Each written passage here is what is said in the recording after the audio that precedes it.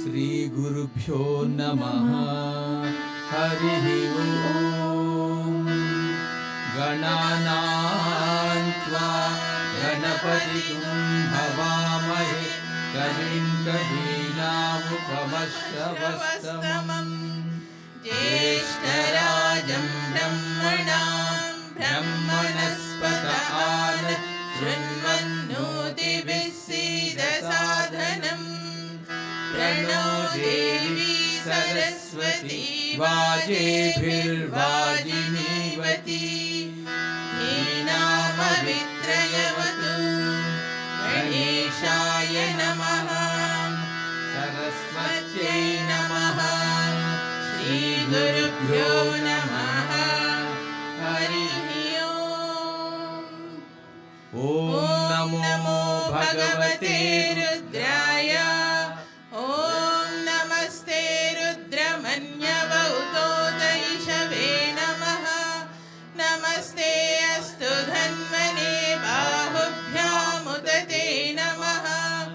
यादयिषु शिवतमा शिवं बभूवते धनुः शिवा शरव्याय तव तया नो रुद्रमृडया या ते रुद्र शिवा तनूरघोरा पापकाशिनी तया नस्तनुवाशन्तमया गिरिशन्ताभिचाकशीः यामिषुं गिरिशन्तहस्तेऽभिवर्षस्तवे शिवां गिरित्रतां कुरु माहि पुंसी पुरुषं जगत् शिवेन वचसा त्वा गिरिशाच्छा वदामसि यथा नः सर्वमिज्जगदयक्ष्मगुं सुमना असत् अध्यवोचदधिवक्ता प्रथमो दैव्योऽभिषक् अहीगिष्ट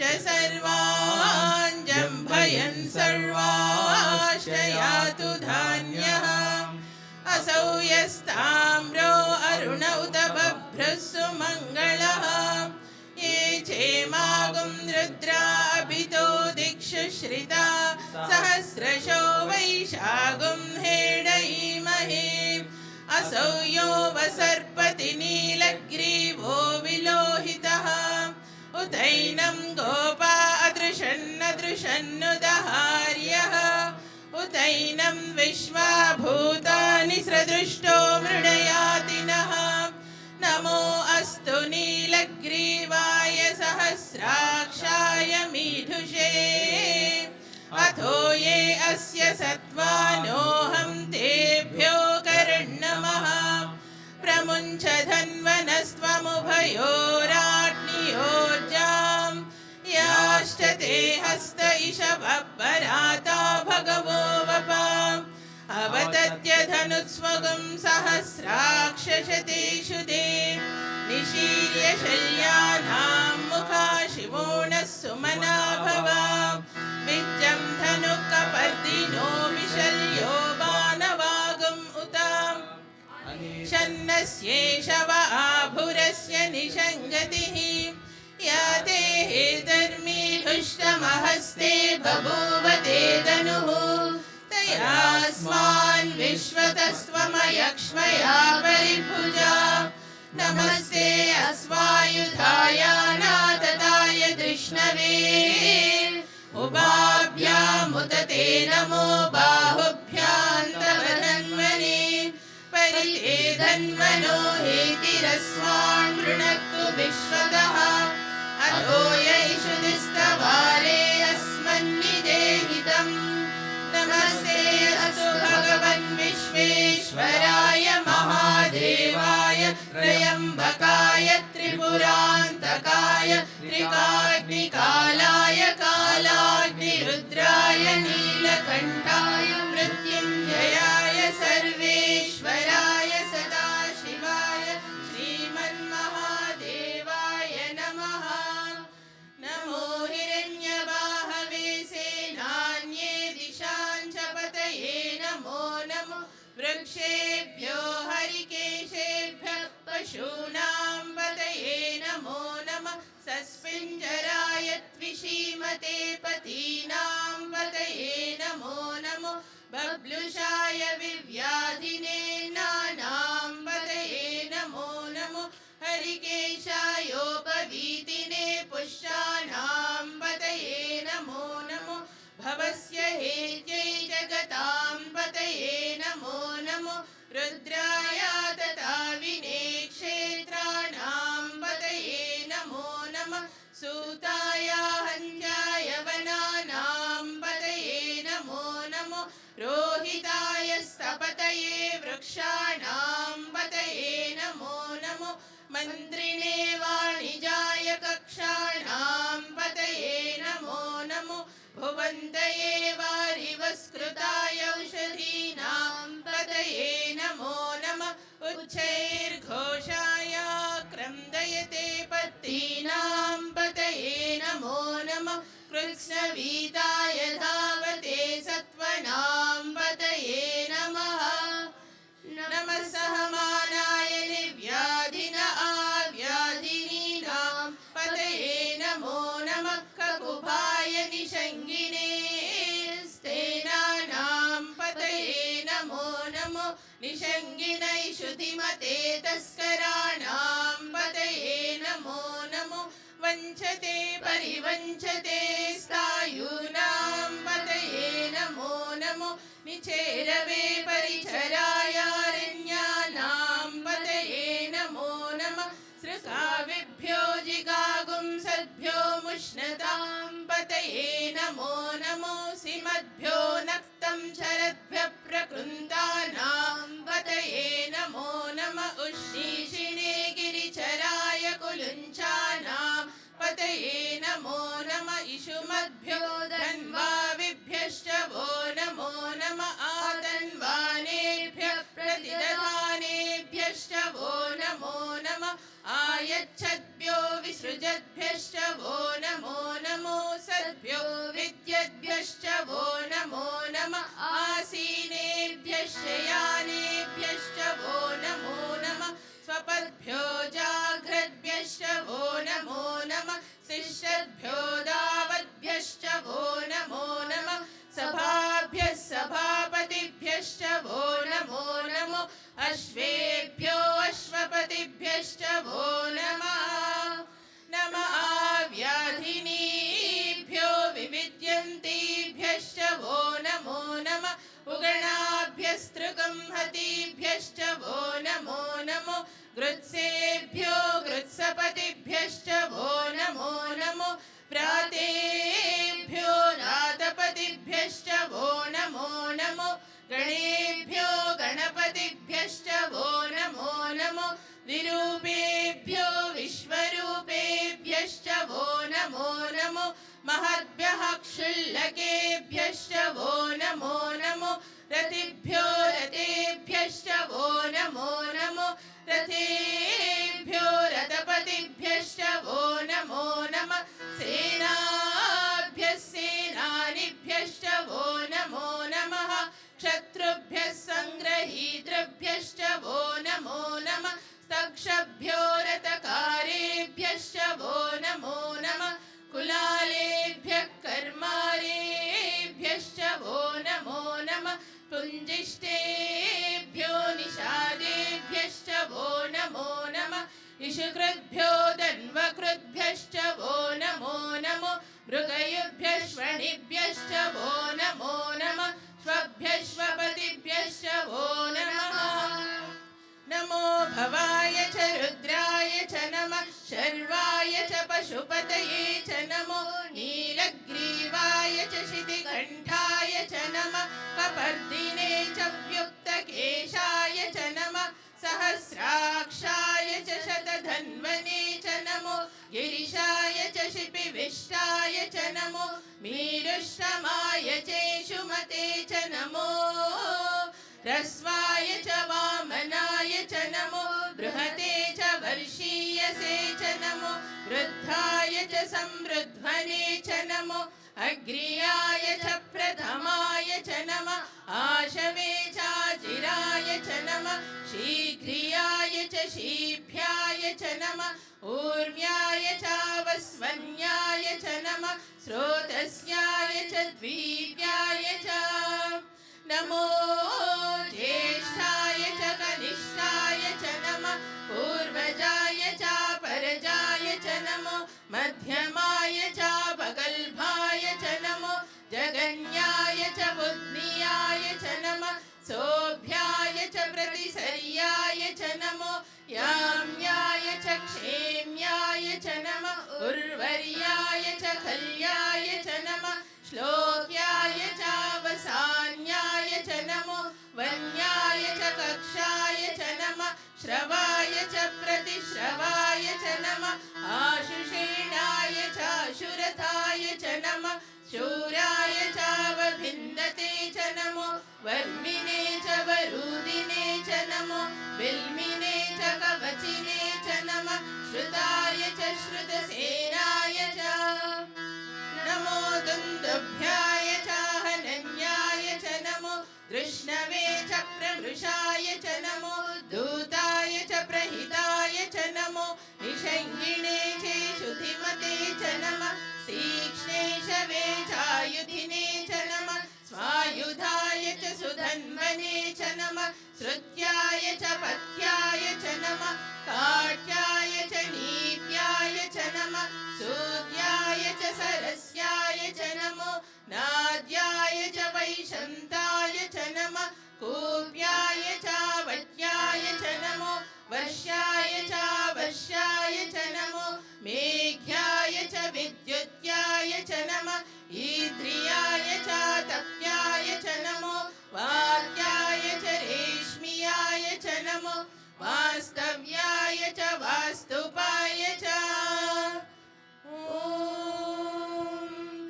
हर हर हर हर ॐ नमः सोमाय च रुद्राय च नमः साम्राय च अरुणाय च नमः शङ्गाय च पशुपतये च नमः उग्राय च भीमाय च नमो अग्रे वधाय च दूरे वधाय च नमो अन्त्रे च हनीयसे च नमो वृक्षेभ्यो हरिकेशेभ्यो नमस्ताराय नमः शम्भवे च मयोभवे च नमः शङ्कराय च मयस्कराय च नमः शिवाय च शिवतराय च नमः सीत्याय च कूल्याय च नमः पार्याय च वार्याय च नमः प्रतरणाय चोत्तरणाय च नमः आतार्याय च लाद्याय च नमः षष्ट्याय च फेन्याय च नमः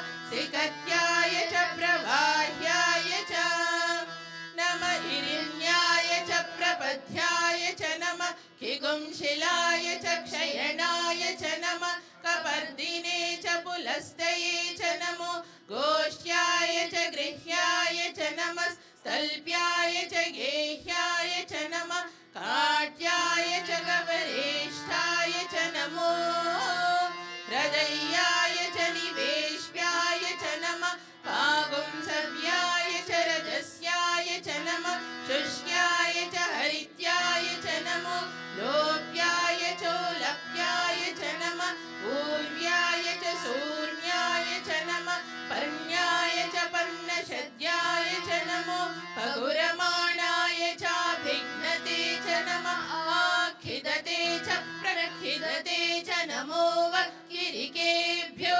देवानागं हृदयेभ्यो नमो विक्षीणकेभ्यो नमो विचिन्वत्केभ्यो नमः आनिर्हतेभ्यो नमः आमीवत्केभ्यः द्रापे अन्धसस्वते दरिद्रन्नीललोहिता येषां पुरुषाणामेषां पशूनां माभेर्मा रोमो येषां किञ्चनाममद या ते रुद्रशिवा तनु शिवा विश्वाह भेषजी शिवा रुद्रस्य भेषजी तया नो मृडजीवसे इमागुं रुद्राय तपसे कपर्दिने क्षयद्वीराय प्रवरामहे मतिं यथा नश्यमसद्विपदे चतुष्पदे मुष्टं ग्रामे अस्मिन्ननातुरम्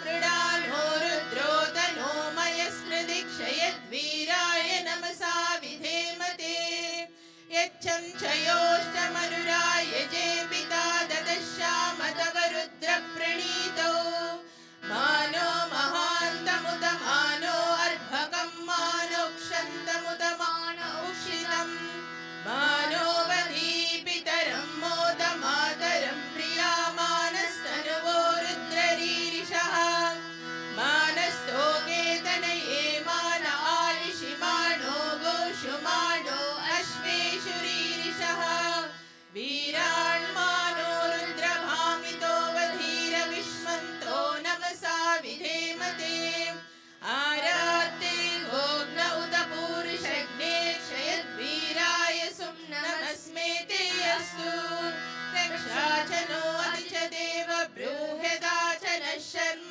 यच्छद्विवरः स्तुहि श्रुतं दत्तसदं युवानं मृगण्ण भीममुपहत्नुमुग्रम् मृडाचरित्रे रुद्रस्तवानो अन्यन्ते अस्मन्निवपन्तु सेना परिणो रुद्रस्य हेतर्मृणक्तु परित्वेषस्य दुर्मतिरघायोः अवस्थिरामगवद्भ्यस्तनुष्वमीध्वस्तोकाय तनयाय मृडया मीढुष्टम शिवतम शिवो नः सुमना भव परमे वृक्ष आयुधं निदाय कृत्तिं वसान आचर पिनाकं बिभ्रदागहि विकिरित विलोहित नमस्ते अस्तु भगवः यास्ते सहस्रकुम्भेतयोन्यमस्मन्निवपन्तु ताः सहस्राणि सहस्रदा बाहुवोस्तव हेतयः तासामीशानो भगवः पराचीनामुखाकृति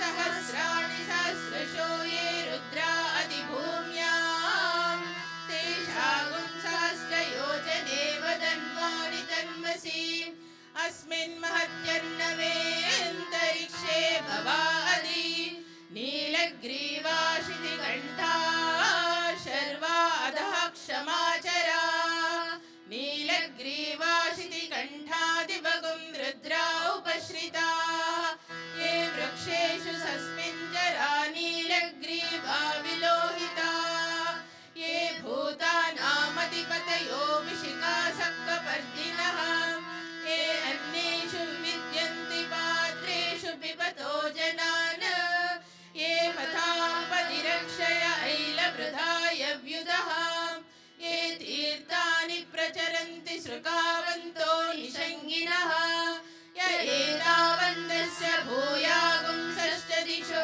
रुद्रावितस्थिरे तेषागुं सहस्रयोजने वधन्वानि तन्मसि रुद्रेभ्यो ये पृथिव्यां ये अन्तरिक्षे ये दिवि येषामन्नं वातो वर्षमिषवस्तेभ्यो दश प्राची दश दक्षिणा दश प्रतीची दशोदीची दशोर्ध्वास्तेभ्यो नमस्ते नो मृडयन्तु ते विष्मो यश्च नो द्वेष्टितं भोजम्बे ददामि त्र्यम्बकं यजामहे सुगन्धिं पुष्टिवर्धनम् उर्वारुकमिव वन्दनान् मृत्योर्मुक्षीयमामृतात् यो रुद्रो अग्नौ यो अप्सयो ओषधीशयो रुद्रो विश्वा भुवना विवेश तस्मै रुद्राय नमो अस्तु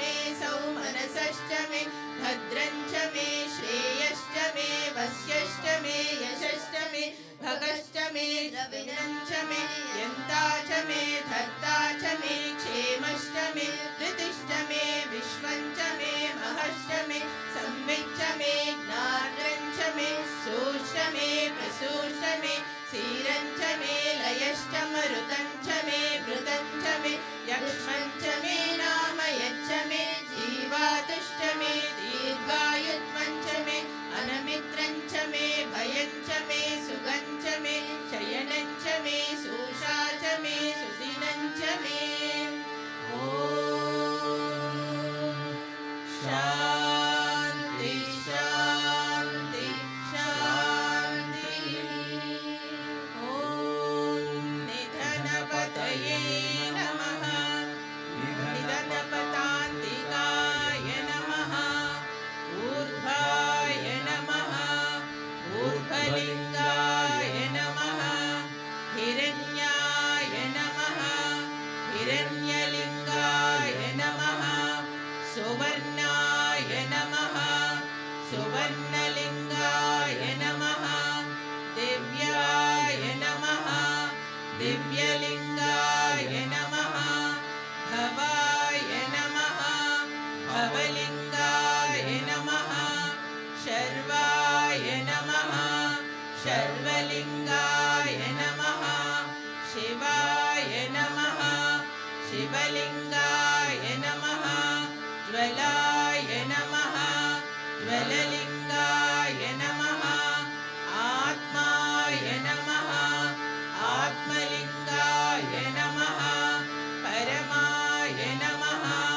परमलिङ्गाय नमः एतत् सोमस्य सूर्यस्य सर्वलिङ्गं स्थापयति पाणिमन्त्रं पवित्रम् सद्यो जातं प्रपद्यामि सद्यो जाताय वै नमो नमः भवे भवे नाति भवे भवस्व मां भवोद्भवाय नमः वामदेवाय नमो ज्येष्ठाय नमः श्रेष्ठाय नमो रुद्राय नमो कालाय नमो कलविकर्णाय नमो बलविकर्णाय नमो बलाय नमो बलप्रमथनाय नमः सर्वभूतदमनाय नमो मनोन्मनाय नमः अघोरेभ्यो तघोरेभ्यो घोरघोरतरेभ्यः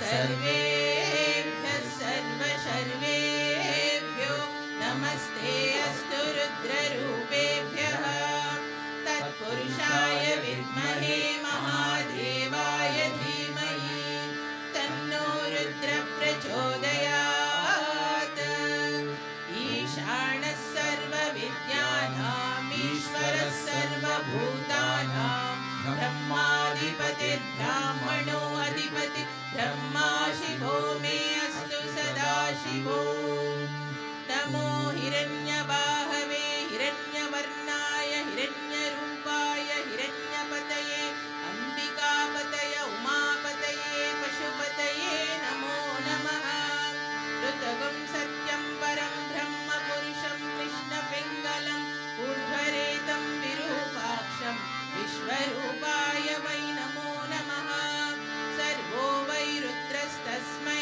रुद्राय नमो अस्तु पुरुषो वै रुद्रः सन्महो नमो नमः विश्वं भूतं भुवनं चित्रं बहुधा जातं जायमानं च यत् सर्वो ह्येष रुद्रस्तस्मै रुद्राय नमो अस्तु कद्रुद्राय प्रचेतसे मीघुष्टमाय तव्यसे वोचेमशन्तमगं हृदे सर्वो ह्येष रुद्रस्तस्मै रुद्राय नमो अस्तु